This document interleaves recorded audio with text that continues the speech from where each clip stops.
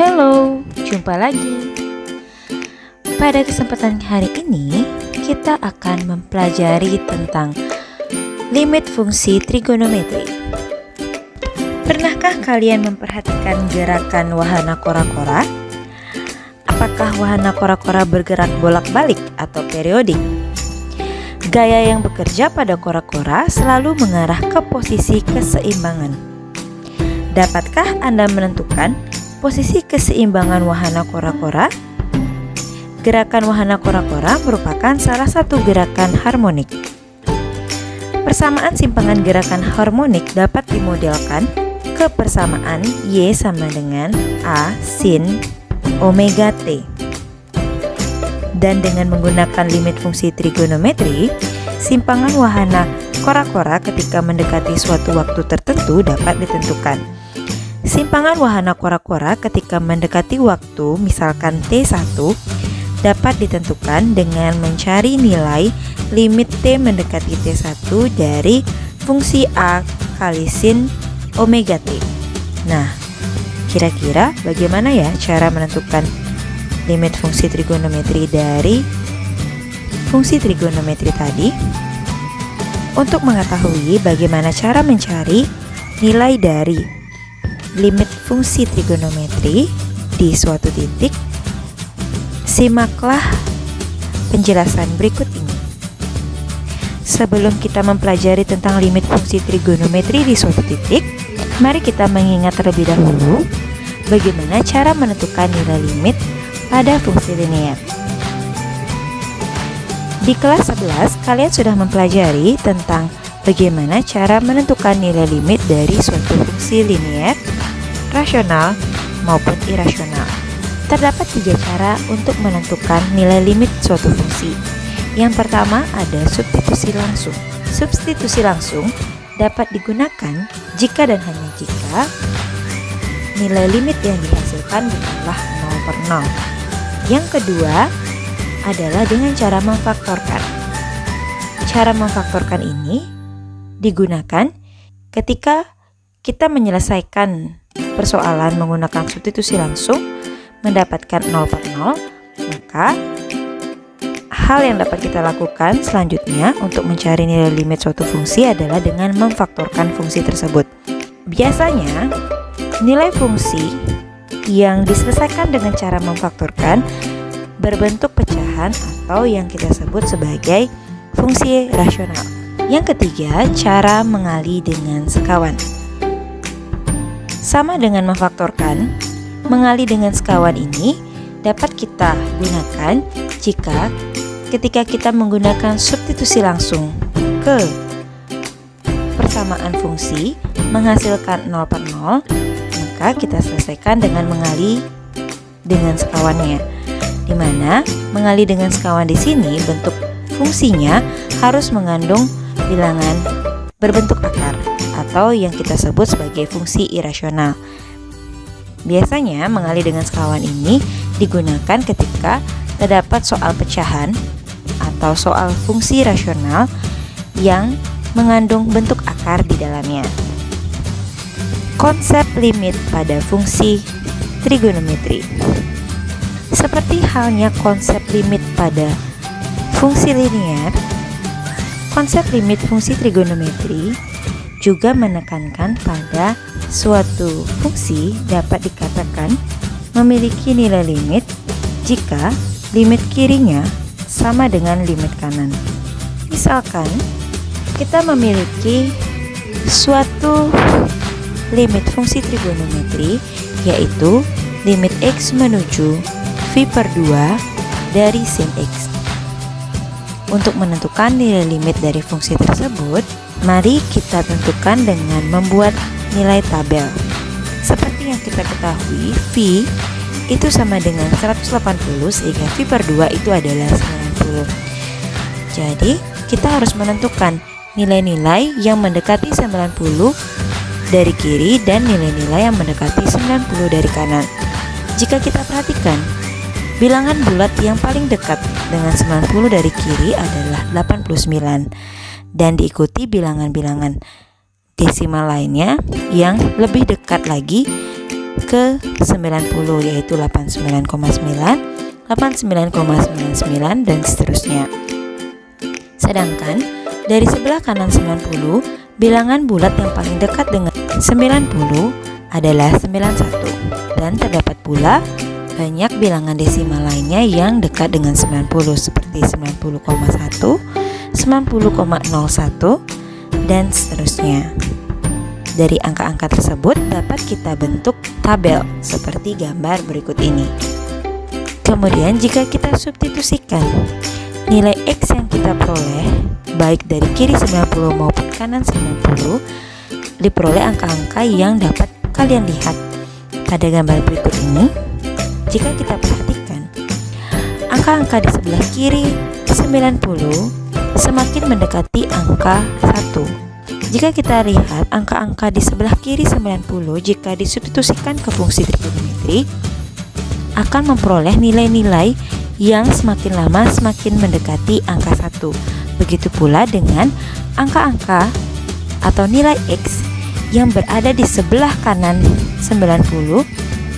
Jika kita substitusikan ke persamaan trigonometri tersebut, maka kita akan memperoleh nilai yang akan semakin menuju 1. Sehingga dapat kita simpulkan bahwa limit kiri dari fungsi tersebut adalah 1 dan limit kanannya juga adalah 1. Dan jika limit kiri sama dengan limit kanan, dapat kita simpulkan bahwa nilai limit dari fungsi trigonometri tersebut adalah 1. Untuk sifat-sifat limit fungsi pada trigonometri tidak jauh berbeda dengan sifat-sifat limit fungsi yang sudah kalian pernah pelajari di kelas 11. Beberapa limit fungsi trigonometri mempunyai nilai tak tentu atau memiliki nilai tidak terdefinisi. Contohnya seperti limit X menuju 0 dari sin X per tan X.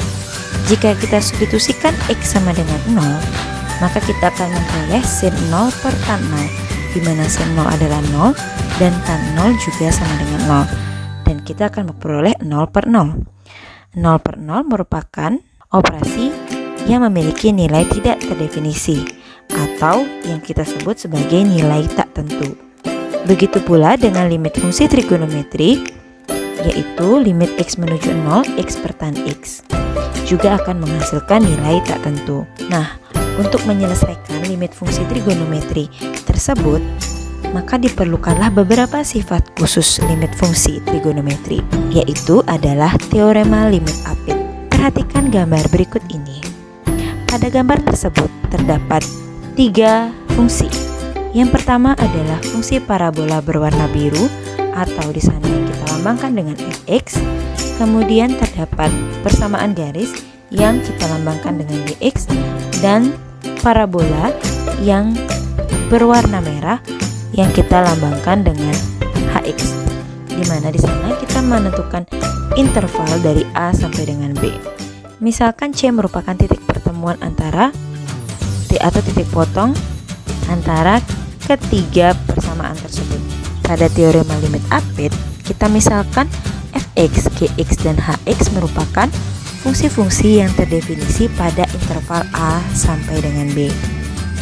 Jadi di sini kita menentukan bahwa A dan B adalah interval yang menyebabkan ketiga fungsi tersebut terdefinisi, kecuali di titik potong ketiga grafik, yaitu di X sama dengan C, sehingga fungsi-fungsi tersebut memenuhi hubungan fx akan kurang dari gx akan kurang dari hx.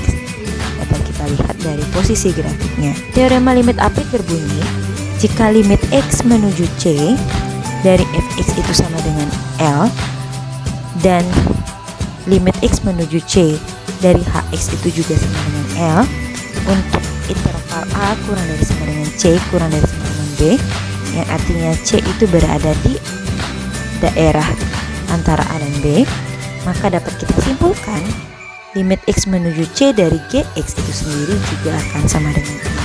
Begitulah bunyi dari teorema limit Apit. Teorema limit Apit ini dapat kita gunakan untuk menentukan nilai limit dari fungsi trigonometri yang nilainya tak tentu seperti yang telah disebutkan sebelumnya. Untuk Untuk membuktikan sifat limit x menuju 0 dari x per sin x sama dengan 1, maka perhatikanlah pembuktian berikut ini. Terdapat 3 buah gambar. Gambar yang pertama merupakan gambar segitiga OPR. Jadi pada gambar pertama, kalian hanya perlu fokus pada segitiga OPR. Kemudian di gambar kedua, perhatikanlah juring OQR. Dan gambar ketiga, kalian harus memperhatikan segitiga OQS. Ketiga gambar inilah yang dapat membantu kita untuk membuktikan sifat dari limit yang disebutkan tadi. Kita misalkan ketiga gambar lingkaran tersebut memiliki jari-jari satu satuan. Oke, untuk membuktikan, pertama-tama marilah kita perhatikan segitiga OPR. Berdasarkan konsep trigonometri pada segitiga siku-siku yang sudah pernah kalian pelajari, kita ketahui bahwa sin sama dengan depan per miring. Sehingga berdasarkan gambar yang kita miliki, dapat kita tentukan sin dari sudut X itu sama dengan PR per OR. Sehingga PR akan sama dengan OR kali sin X, di mana OR merupakan jari-jari lingkaran sehingga panjang OR sama dengan satu satuan. Sehingga dapat kita simpulkan PR sama dengan 1 kali sin X sama dengan sin X. Begitu pula dengan cos X. Cos sama dengan samping per miring, sehingga cos X sama dengan OP per OR. Oleh karena itu OP sama dengan OR kali cos X. Begitu juga sama seperti yang tadi, OR merupakan jari-jari lingkaran, sehingga OP sama dengan 1 kali cos X sama dengan cos X. Untuk persamaan yang kita peroleh ini kita simpan terlebih dahulu. Yang kedua, mari kita perhatikan gambar ketiga atau segitiga OQS. Dari segitiga OQS, kita ingin mencari tahu panjang dari QS, di mana QS merupakan sisi depan dari segitiga siku-siku tersebut. Dan kita mengingat kembali pula bahwa tan itu sama dengan depan per samping, di mana depan dari sudut X adalah QS dan samping dari sudut X adalah OQ. Mengapa kita menggunakan OQ bukan menggunakan OS? Karena seperti yang sudah dikatakan sebelumnya, yang diketahui pada soal hanyalah jari-jarinya, dan jari-jari di sini adalah OQ, sehingga untuk mencari depan atau SQ kita menggunakan bantuan dari OQ, sehingga menggunakan rumus tan. Oleh karena itu, QS dapat kita definisikan sebagai OQ kali tan X, di mana OQ sama dengan 1, maka QS sama dengan 1 kali tan X sama dengan tan X. Dari persamaan yang kita peroleh, kemudian kita mencari luas dari masing-masing daerah. Yang pertama adalah luas dari OPR. Seperti yang kita ketahui, luas segitiga adalah setengah alas kali tinggi, sehingga kita akan menghasilkan setengah OP kali PR atau setengah cos X kali sin X. Kemudian yang kedua, luas juring OQR. Seperti yang kalian sudah pernah pelajari pada jenjang SMP, untuk mencari luas juring dari suatu lingkaran, itu rumusnya adalah alfa per 360 derajat kali luas lingkaran, di mana alfanya kita anggap X, sehingga menjadi X per 2V kali V R kuadrat. Jari-jari lingkarannya sudah diketahui 1, sehingga substitusikan 1 ke rumus. Dari situ kita akan memperoleh X per 2V kali V. V dengan 2V dapat kita sederhanakan, sehingga hasil akhirnya kita akan memperoleh X per 2 untuk luas juring OQR. Dan yang terakhir, mencari luas segitiga OQS. Sama seperti pada segitiga OPR, untuk mencari luas segitiga OQS kita menggunakan rumus dari luas segitiga, yaitu setengah alas kali tinggi, di mana alasnya adalah OQ dan tingginya adalah QS, sehingga sama dengan setengah kali 1 kali tan X, akan menghasilkan tan X per 2. Dari ketiga luas tadi dapat kita peroleh pertidaksamaan seperti berikut ini. Luas segitiga OQR lebih kecil dari luas juring OQR, dan luas juring OQR akan lebih kecil dari luas segitiga OQS.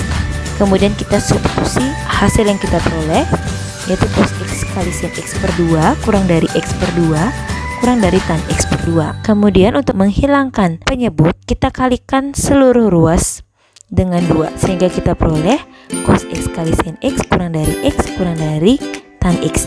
dimana seperti yang sudah kalian pelajari, itu akan sama dengan sin X per cos X. Kemudian langkah selanjutnya adalah dengan menghilangkan sin X-nya. Bagaimana cara menghilangkan sin X-nya adalah dengan membagi seluruh ruas dengan sin X.